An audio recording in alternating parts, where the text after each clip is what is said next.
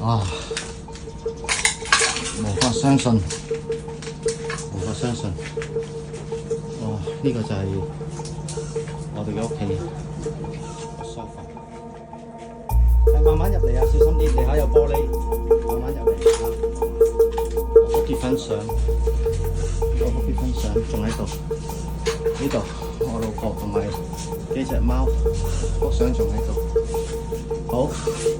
我收拾心情啊！收拾心情，我哋要做嘢啦啊！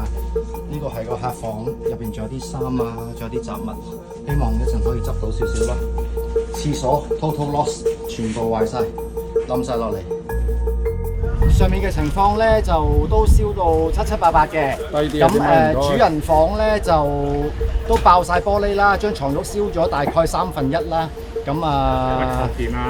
都冇乜嘢執到，係少少財物咯，一啲珠寶、首飾、少量現金，咁啊最緊要我兩隻貓嘅骨灰啊，嗰個骨灰而家喺個背囊嗰度就攞走咗咯，啊帶佢哋走，同埋我啲結婚相咯，啊呢啲就係主要係呢啲啦。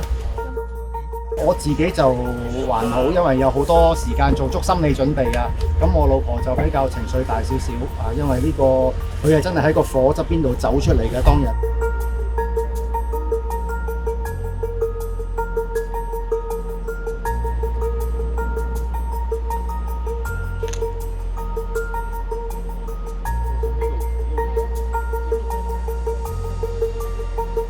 我哋嗰個單位係好接近起火嗰個地方嘅。可唔可以講下即係燒嘅情況點樣？即係上到去比預期中係？其實黑掹掹啦，總之黑掹掹啦，